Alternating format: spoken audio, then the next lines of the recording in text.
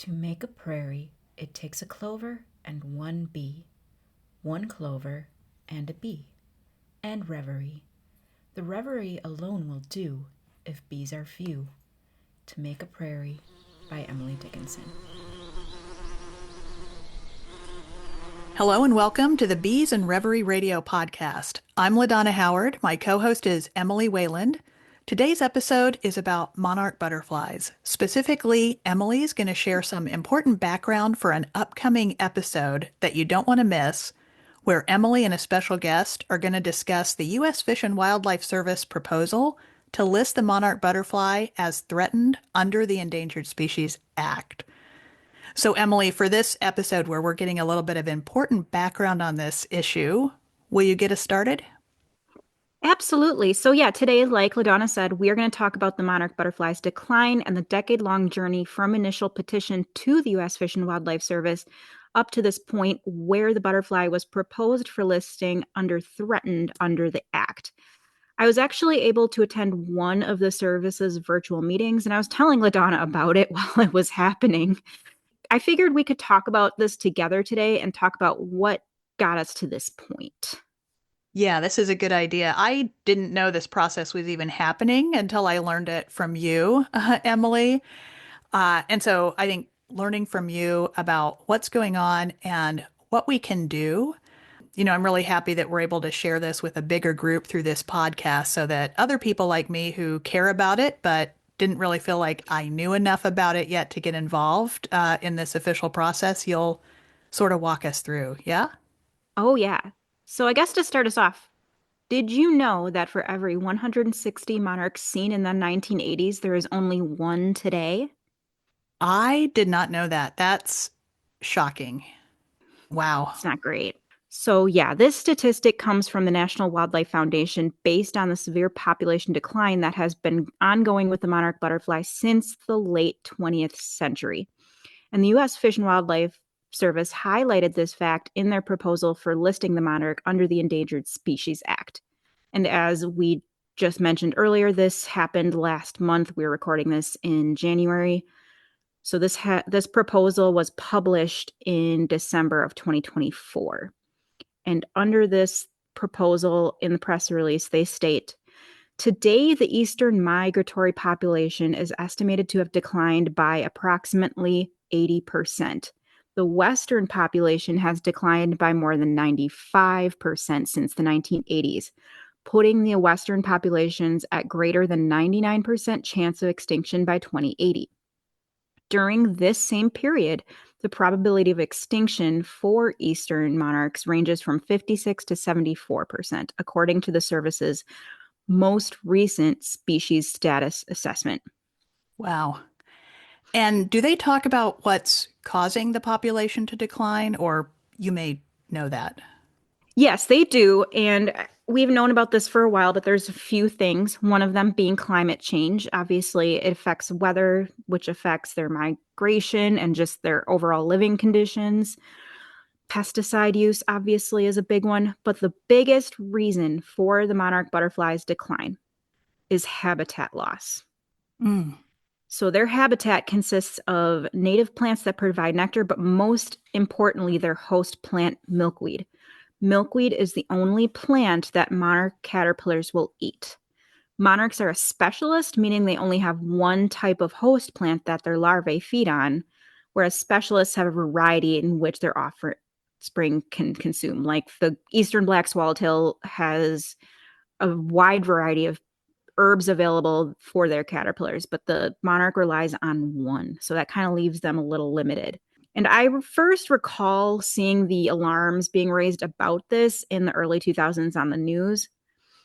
By August of 2014, several organizations and an individual, including the Center for Biological Diversity, the Center for Food Safety, and the Xerces Society, along with renowned monarch entomologist, the late Dr. Lincoln Brower, they petitioned to suggest that the monarch should be listed under the Endangered Species Act as threatened, citing various research and what protections could be taken in order to protect the butterfly. And ultimately, that is what the U.S. Fish and Wildlife Service decided to do in December of 2024. Those are some great organizations I would trust. I love the Xerxes Society, and Yes. Emily, I recommend it to every chance I get to folks. I've shared some of their resources on my own social media sites. So this group, these organizations, and this expert petitioned the government to list the monarchs as threatened, and so that's where we're at. Yes. And since that petition, I mean, this was 10 years ago when that happened. Oh, In that decade, since 2014, the service essentially kicked the can down the road every couple of years. They would note that they needed more data and the decision would be delayed. But ultimately, in December of 2020, we saw more progress. At that point, the service decided that listing the monarch was warranted, but precluded saying that the monarch would be a good candidate for the Endangered Species Act, but they were essentially going to, quote unquote, prioritize other species and do an annual review on the population. But this would be the last time that they delayed the decision because, as I mentioned, finally in December of 2024, the U.S. Fish and Wildlife Service proposed to list the monarch butterfly as threatened under the Endangered Species Act. okay. So that brings us to now. I'm with you so far. Okay. And it's important to remember that this is a proposal. It's not law yet. The service has until December of this year, so 2025, to officially list the butterfly or not. We are also currently in a public comment period until March 12th, where citizens can leave their comments about the proposed protections for the monarch under the Act for the service to continue before they finalize their law and decision. We will talk more about that later in this episode and during the interview episode that will follow this one. I also want to shed light on the news headlines you may have seen over the last couple of years. For example, in 2022, the International Union for the Conservation of Nature decided to classify the monarch as endangered. This confused a lot of folks. People thought this meant they were endangered in the United States. They were and still are not. The IUCN is a monitoring agency, not a legislative body. So basically, that means the monarch was listed as endangered on Wikipedia. It's just a classification. And at this point in time, like I said, the monarch was not protected under any US laws besides, I think, California. In 2023, however, the IUCN decided to change their classification to vulnerable, and Canada legally protected the monarch under their equivalent of the Endangered Species Act called the Species at Risk Act. So it's also important to note that a given species can be listed as threatened or endangered under the Act. Threatened means that the species could become endangered in the future. Endangered means that the species is at risk of going extinct. Endangered species under the Act typically have more protections and restrictions than threatened species, and the government largely wants to have more control over that situation. Threatened status offers more flexibility with public efforts, which is the case for the monarch. So they basically are saying here that the monarch is at risk of becoming endangered, and they need our help to help protect them. Okay. So, Emily, is it possible that an outcome from this could be that they're obviously one outcome from this would be that they're listed as threatened, but could an outcome from this also be that they're listed as endangered or that there's no change? Are there multiple possible outcomes here? Or is the proposal just to list them as threatened and with enough public comments, they'll do that? Correct. So those are the three outcomes. Ultimately, the Secretary of the Interior has the final say on this. They could decide to go. My guess is that they will either just continue with this proposal and list as threatened, or they will let it fall through the cracks and not list them at all. It just kind of depends where things are at. But I don't see any reason why this would be turned down by any Secretary of the Interior. Okay. Even under Trump. I would say so because the monarchs are such an iconic, beloved species that they are popular across the entire political spectrum. They are one of those creatures that is so beloved by everyone that I think there would be a public outcry. It would be a very, very, very unpopular decision. Okay, that's good to know. And I know from work that I've done in the past on rulemaking like this in general, not on this issue or with this agency, but with other agencies in other Right. industries, that it is good for people to participate in this process and comment on it if it's something that's important to us. So will you now walk us through the proposal so we can talk about kind of what we can do? Sure. So this proposal is very long. You can read it on the Federal Register, but I'm just going to give an overview of what is being proposed so you guys can understand the basics of what is possibly going to happen should this proposal become law. So, one of the first things they talk about is habitat protection and establishing critical habitat. The Endangered Species Act allows for setting specific habitat protection. So, for example, the service could propose that no one can touch or do anything with milkweed without a permit. Now, they're not going to do that here, but the act does allow for the service to do that if they find it absolutely necessary. But because milkweed ranges all across the United States, their habitat is not very localized. So, I mean, milkweed, while we don't have enough of it, grows in ditches along the side of the road. It grows along pastures. It's everywhere. So there's not enough of it for the monarchs to self-sustain and stop the decline, but the range is still widespread. So it'd be very difficult to regulate.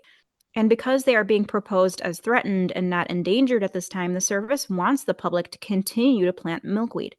It will also allow farmers and land managers to remove milkweed as needed in certain situations. For example, milkweed is toxic to livestock in high quantities. Most animals know to avoid it, but it's better to be safe than sorry. So for a farmer to remove that to protect their animals, I think that is a good thing.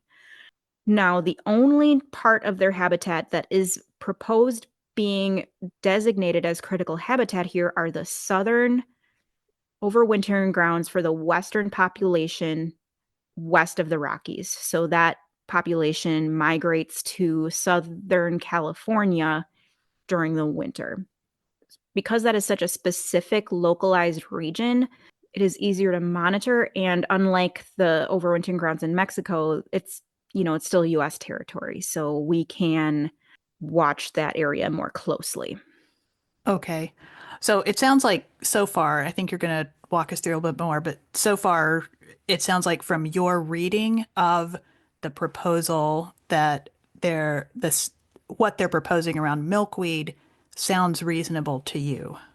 Yeah, I would say so. And organizations such as Monarch Watch and Monarch Joint Venture state that we need 1.3 to 1.4 billion stems of milkweed planted in order to have the monarchs maintain their population in a sustainable way with a buffer. So that's accounting for natural rises and falls of populations that might occur from things like wildfires, other natural disasters, and things like that.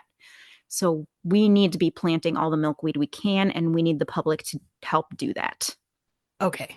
I'm on it. I got some milkweed in my yard. Excellent. I'm on your team.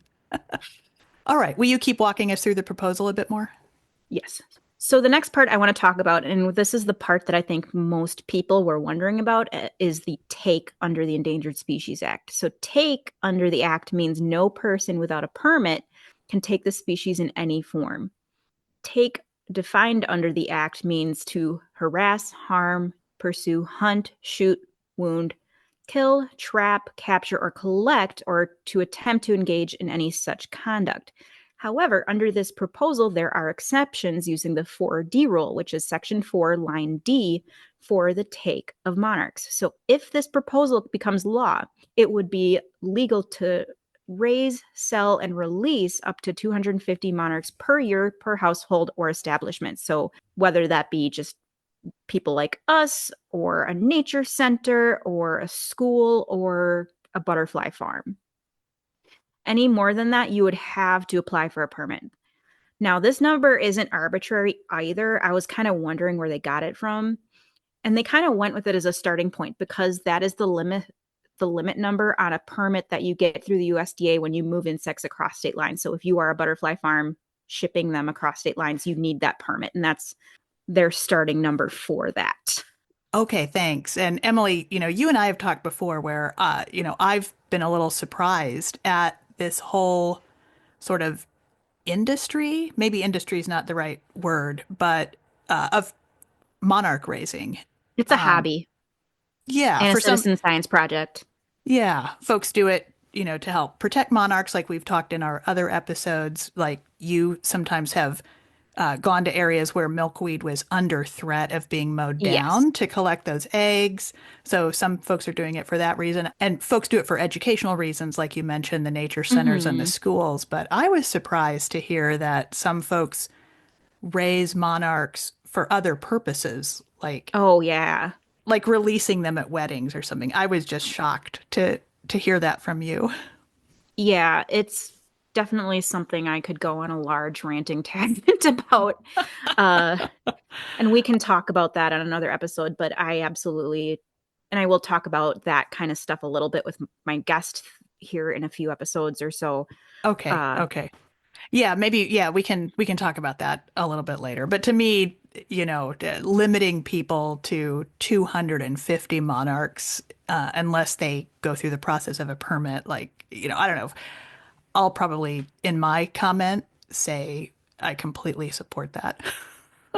I think I thought it was too many, and I'll say this in my episode with my guest. Oh, In my episode with the guest, I should just say quickly, I'm not kind of trying to shrug and ignore this. I kind of want to have that discussion because I think it's important to kind of bounce these things that we are learning back and forth and see what each other's opinions are and what kind of public comments we would leave so that our listeners, if they do wish to keep a comment, they can kind of get thinking about what they might want to write too. great. So that Okay. is the follow up to this one. Okay. I will withhold my comment You're writing then. fine.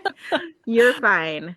Don't Okay, worry about it. the other thing I think of when I think of milkweed is pesticides. Mm-hmm. I've talked on my social media pages before saying not everyone should be growing milkweed, meaning that it's great for people to grow milkweed because of all these reasons you listed. It's the only host plant of the monarchs.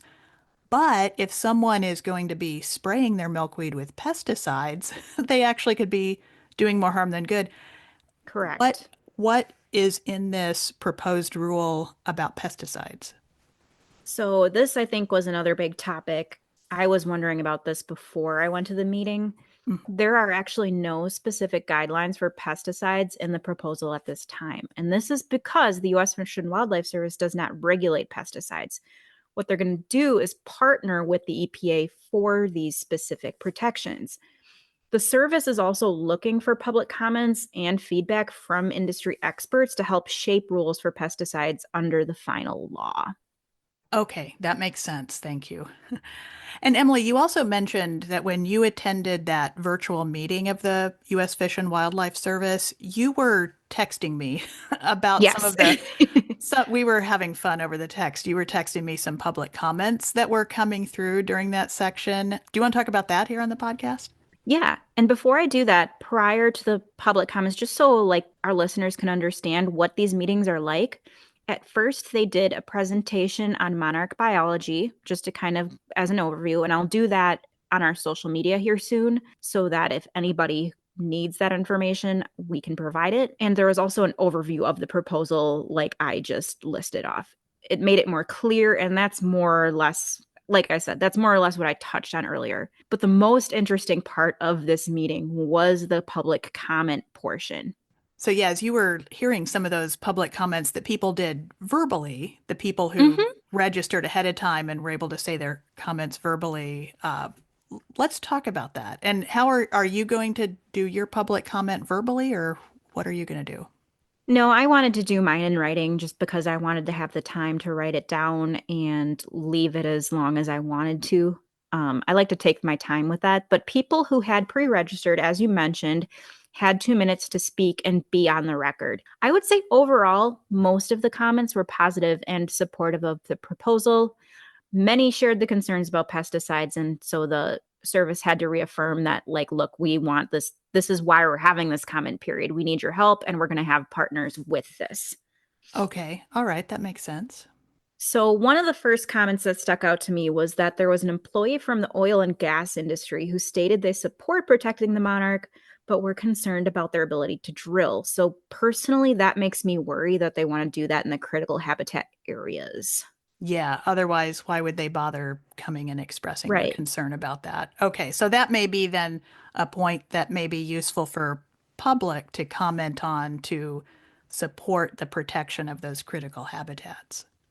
Right. And there are definitely people that were volunteering at the overwintering sites in California who really got to share their on the ground experience with that. So I'm hoping those folks will continue to speak up so the oil and gas industry stays away from there.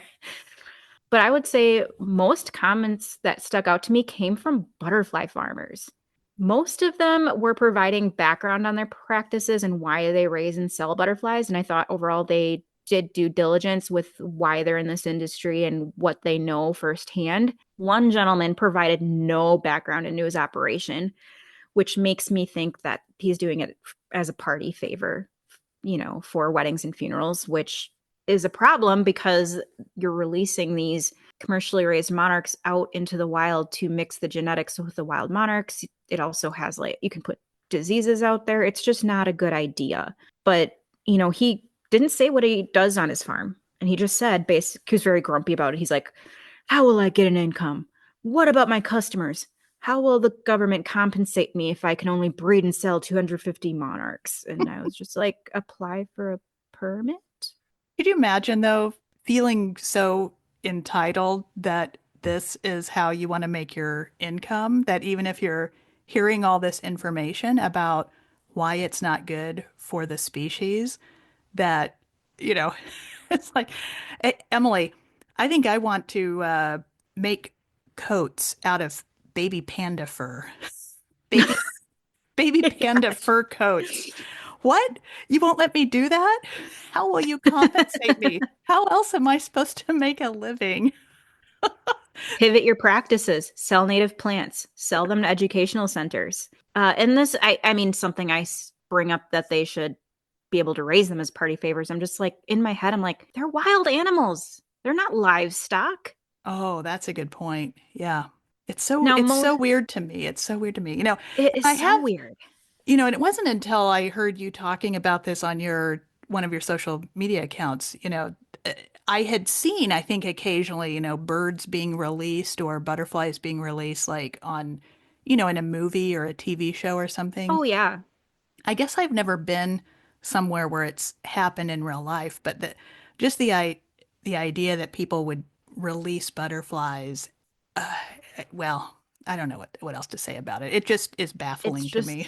It's just weird. it, I'm sorry, it's I weird. think people, no, don't be sorry. It's like one of my biggest pet peeves about the monarch interest, not just for those things I mentioned before, with you have the risk of spreading disease, you have the risk of altering their genetics, but also they send them in boxes in the mail, and I think that's cruel Oh, because you have to put them in envelopes or a box to release, and it's weird, and I don't like it. oh, mm. Now, I would say, though, most farmers appear to be farming these butterflies for educational reasons. So, whether it is to museums or conservatories or butterfly exhibits where those butterflies will spend their entire lives in that facility, I think that is totally fine because those butterflies will never make it into the wild to mix their genetics with the wild population. And don't get me wrong, farms do have very strict USDA protocols. In an episode we recorded recently, we talked about bleaching milkweed. That's a practice from butterfly farms to help stop the spread of OE.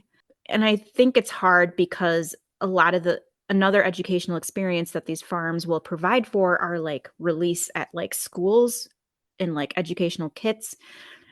I don't like those either because I think, one, a lot of times kits can be not the best setup for them. And I think there's other ways for students I would just encourage adults and parents to find wild monarchs with their students to raise and release. We don't need farms to provide a kit. One of their points they talked about was a lot was they have a very predictable life cycle compared to swallowtails, which is why they are the typical butterfly used to teach the life cycle, because swallowtails can come out of chrysalis in 2 years sometimes. Monarchs always have a 30-day life cycle. You can count on them coming out in 10 to 14 days once they go in chrysalis. So I get that point, but we are in a place with their species where it is not worth the risk, in my opinion, to be farming them for educational kits. Okay. Most of them were just asking about the permitting process, which I think is fair, and the service was able to give them some idea about that. Obviously, that will be finalized, but I get why they would want to know that. And they will likely apply for the permit. Many of them invited the service to just come to their farms.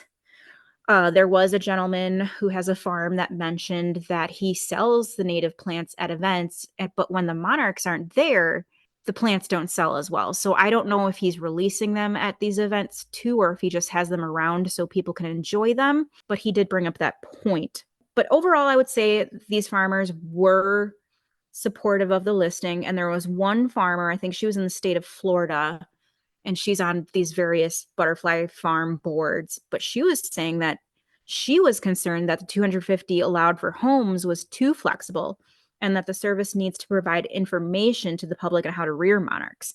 So she also invited the service to come to her farm so they could see what she does so they can give recommendations to the public how to do so responsibly. And I thought that was probably my favorite comment out of the bunch of the farmers that left it. Mm. That is one of the great things about public comment periods like this, where an agency of the U.S. government asks for public comment. You know, folks can weigh in on a piece of it that they feel like they know about or care about the most. So I imagine some comments will be focused on habitat protection. Some comments may be focused on the milkweed. There may be some organizations or people commenting that may talk about how to promote more plantings of milkweed. And then, of course, you'll have some folks that are just focused on this 250 limit for individuals or farms that are raising monarchs. And, you know, there may be some organizations and people that comment on all of it. Emily, you might be one of those people. I'm going to. I plan Where on it, and you'll hear about it. Yeah. Anyway, so that's one of the great things about these public comment periods, and I appreciate that the U.S. Fish and Wildlife Service is doing this. Oh, absolutely. And one of the last comments I want to talk about, and by the way, you can watch these recorded meetings in their entirety on the U.S. Fish and Wildlife Service YouTube. Oh, So you if you don't feel have like to just you don't have to just be there when no. they're holding it. You can watch it later. Oh, So if you are listening and you are curious about that, head over to their YouTube. It'll be the recent meetings from January 14th and 15th, and they're basically the same. They just offered it 2 different times. But also during when I was listening live, there was a researcher at a lab. I believe she was at the Texas A&M University, and she does monarch research. And so what they do is they breed and raise 1,500 monarchs every 40 days, and they use these monarchs to study like their circadian rhythms, life cycles, and more. It's like there's so much more that we need to understand about the monarch, and we need this critical scientific research to do so. She was stating that 250 is too small of a control size, but the butterflies are never released. So she was also wondering about the permit process there because they are not released. Does that apply to her? So, and because the butterflies are never released and they are being used for the advancement of science, I think that like if I were working for the service, I would definitely issue a permit there to raise more than 250 per year. mm-hmm. Yeah, that makes sense. So overall, the service is asking for a lot of public support, as I mentioned, which is what the monarch needs at this time. And it lets individuals like you and I, Donna, as well as all the organizations that have been doing this for decades to continue to do so.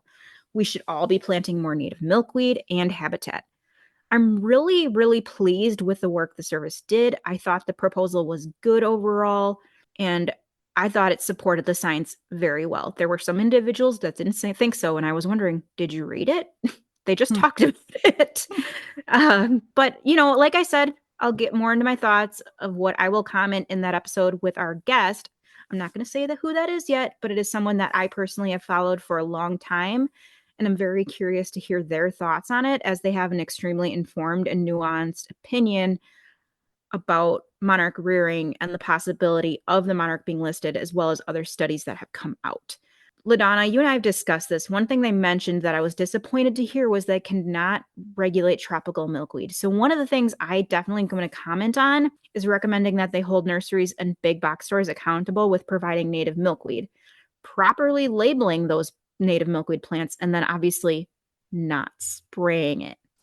That is huge. That seems like something that wouldn't be that hard for the U.S. Fish and Wildlife Service to do, to say the fact that garden centers are selling milkweed that, number one, is not properly labeled, so folks don't know what kind Mm-hmm. of milkweed they're getting.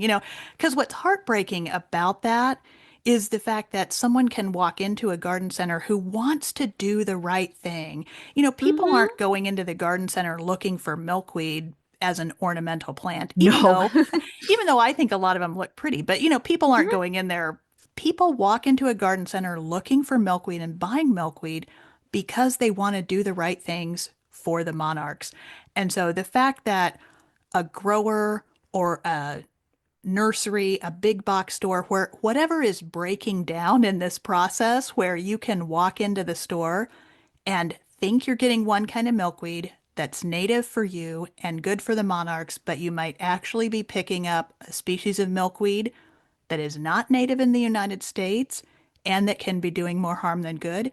That's just heartbreaking. That just, to me, seems like Yes. an easy thing for the U.S. Fish and Wildlife Service to do, because there's no reason to do it except for the profits of the big garden centers. And I love me a garden center. I I go to know. garden centers all the time. I love garden centers. What would we do without garden centers? But making a profit off of selling somebody the wrong milkweed when that milkweed can actually do harm, that just seems like a no-brainer to me. So, Emily, I'm really excited that you are digging into all this stuff and that you're thinking about what your comments will be. And maybe one thing that kind of can come out of these couple of episodes is, maybe you can provide the rest of us some bullet points, or I know also during public comment periods like this, sometimes there will be an organization that really knows what they're doing, that writes comments that sometimes people can sign on to. So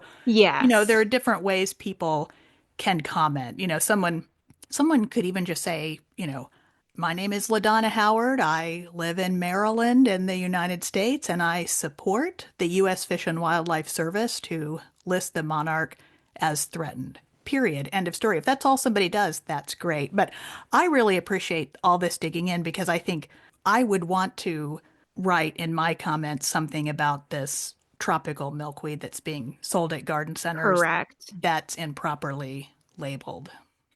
And just so our listeners can just get an idea of why we're getting on about tropical milkweed, it's not native to the United States. It's very pretty, but it grows really fast. And if it's planted in areas that don't have a winter, it doesn't go through the natural cycle of dying off. So that gives the monarchs an opportunity to use it year round. So that's confusing with their natural cycles, but also it is a breeding ground for OE. Ophriocistis galactroscura, which is a milkweed butterfly specific parasite that is really harmful and is contributing to the decline of the monarchs as well.